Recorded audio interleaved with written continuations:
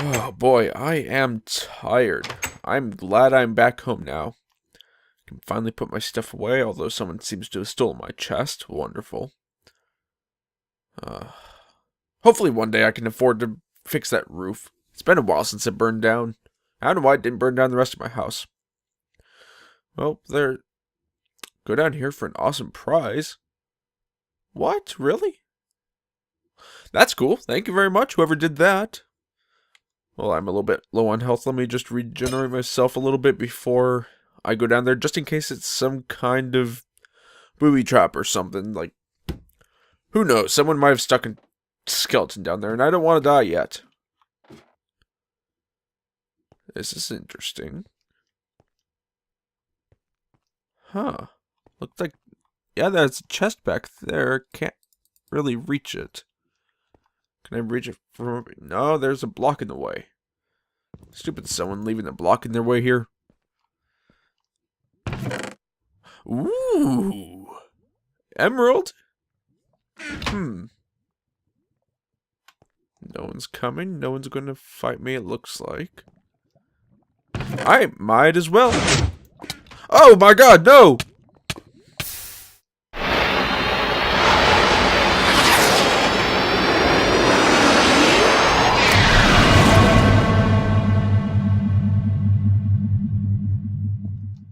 Hello everyone, this is MacLeod here. Welcome back to another Redstone tutorial. Today, we are going to be taking a look at a trapped room like the one I showed you in the intro. It is this puppy right here. The rest of that junk is all just for show. All just for the intro. What this does is basically when you take an item out of the chest, it retracts the floor so that you can fall down into whatever you want. I particularly am partial to a drop into lava like you saw, or a far drop, onto some hoppers so that way you can actually collect your enemies, or your victims, items, and keep them for yourself. However, you might have to fight them for it later on if you do that. But basically, when you put an item in here, it detects it and shoves all the floor in place so that it looks normal. Take it out, and it's gone again. The really nice part about this trap is that, well, you can't really see it from here, let me just get rid of that, is that you don't need a trapped chest, so it's not obvious that it's a trap. You can use any chest actually, technically, you can use any container you want. You can use a hopper, dropper, chest. I'm partial to a chest because it holds more items than any other one. Yeah, that makes sense. Because see, a chest has 27 slots, whereas a hopper has 5, dropper has 9, and so on. I like to have the most space available, if possible. And now, to build this yourself, what you're going to need is 10 sticky pistons, 64 plus 50 polished andesite, or whatever block you want for yourself. 5 slabs of your choice. I chose to go with quartz slabs just for this build so you could see where they obviously are. Yeah, that one's not necessary right there. That's not part of the 5. Really, this is just for show. Like I did the magenta wool in my last door video. But you can use one that will blend right in, like cobblestone with cobblestone, brick slabs with brick slabs, or you could just make it interesting looking yourself. Whatever you want, really. This is all up to you. But the rest of the stuff you're going to need is a chest or whatever other container you want. I prefer a chest myself. 1 glowstone or redstone lamp, whatever lighting source you want. You can even just not even have that lighting source and just keep it a dark room, in which case replace it with 1 extra block. You also need 4 regular pistons, 1 comparator, 5 torches, and 26 redstone dust. To start this off, we are going to be working in a 9x8 area. First of all, right here, this is the front edge, so you know where I am oriented. But first of all, we're going to come in on the very front edge. 1 block right in the middle. That one is going to be left empty, but we're going to place 2 sticky pistons facing inwards on either side of that. Do the same thing all the way at the back, except 1 block in from that. So that way we have this 1 block gap. 1 block gap. And then 4 blocks in from the side, on the very edge, we're going to place another sticky piston inwards, just like this on both sides. And then from here, we are going to place a 3x5 square, not square, 3x5 rectangle, which is going to be your floor. You technically don't need this block or that block, but I just keep them in there just for the sake of whatever you do. It's just easier to do it like that. It'll make life easy. And now you can see that when everything is retracted, these 2 blocks, these 2 blocks, this block, these 2 blocks, these 2 blocks, and that block are all going to be retracted, leaving only these 3, that one, and this block intact. This block right here is what is going to be having the chest on top of it, and this is your entrance block right here. The one where you can't jump any more than a couple of fractions of a block at any time. The rest of them are all the blocks you need to walk on to be able to access the chest, and thusly the ones that will make you fall. While we are here, we can also place 1 block right here, as well as a slab on the bottom half of that block right there. And they can just get rid of that one if you want to. Does not matter, you can keep it there if you want. And then we will also place blocks all the way around the edge, just to make this, start making the walls, basically. I can't think of a more eloquent way to say that. You can see that I'm leaving these corners open, and that's because you're probably going to be building this underground, and thusly you won't really need those corners for anything. If you build it outside, then you're going to definitely need more blocks to encase all the redstone anyway, so once again, those corners aren't that necessary. And as you can see, I am placing more blocks on top of those in order to make a 3-high wall. All the way around, just like this. And then you can place 2 more blocks like this, just for the sake of evenness. And then we'll place 1 row on top like this, so that way it is nice and pretty looking. However, you probably won't need that in your own build, especially if you do it underground. Then we're going to place 1 block right here. That is a junk block. Place 1 right there, and that is the block that will keep you from jumping, as I keep saying. Unless you're in creative mode, in which case you're just going to fly when you jump. Like that. But then we're also going to place 1 slab on the top side of those blocks right there, so that way when we look inside, it's kind of a step down. When we place the desk inside, I know I call it a desk because that's kind of what it looks like when you finish with it like this. Kind of looks like a desk wow, I cannot get in here. Kind of looks like a desk in here. This is all designed to limit your space so that you have to come onto one of these moving blocks in order to get at that chest. Here, let me just place this down so that way you can see what I mean. Just do it like I did there. And this is designed so that way, unless you're down low like this, in which case you can't access the chest, it's designed so that way when you come into the room, you can't access it because of that slab right there. And once you come down here to a place where you might be able to, you can't access it because of that one right there. And you can't jump up, so you can't access it from over the top of this slab. You have to move over onto these ones.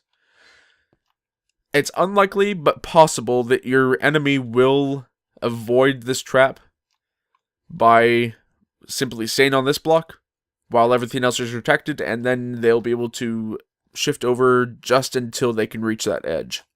Or they could also be resting on the same block as the chest is, because the chest is smaller than the block. So those are just precautions you might have to, or those are just things you might have to watch out for. But it is not all that likely that they will do this, or be stuck on those blocks. So it's all good. Next, we're going to be taking our sticky pistons, and going to come down here and place 1 facing downwards right in that corner like that. I just got rid of those so that I could actually get underneath that. Do the same thing on this other side as well.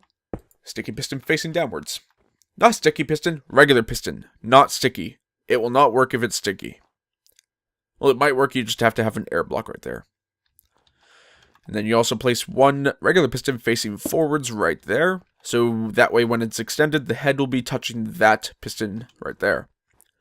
Do the same thing on the other side, just like this. The reason that these pistons are necessary is that they will provide the block updates to retract and extend both of those pistons as well as the side piston.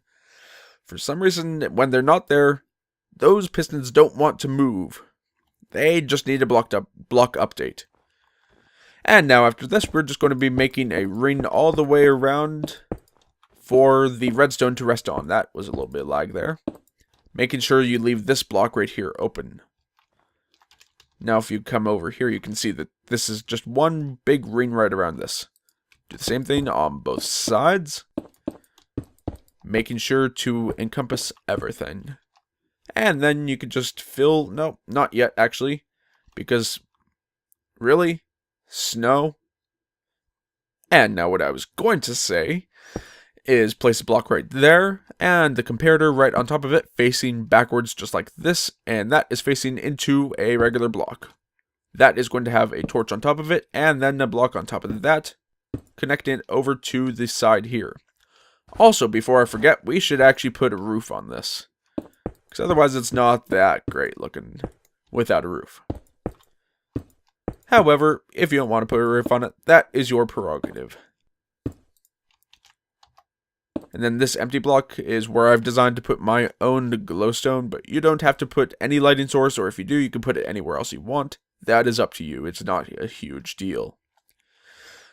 But like I was saying, we're going to place a redstone torch on either side of that back block like this. Place 2 redstone dust on top of that to turn that torch off on the other side as well.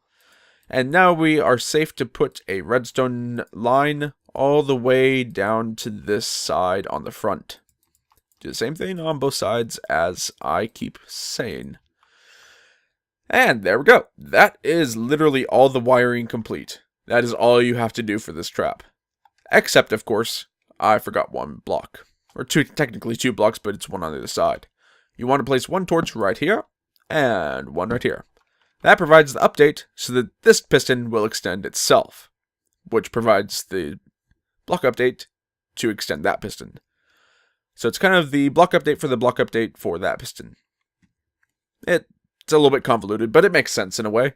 And now back in here, I'm just going to jump up on top of that so that way I don't move around when these extend or retract. I'm just going to place any block I want into this chest. You can place any number of blocks. You can fill up the entire chest if you want to. It will only work, though, when the chest is either completely empty or not.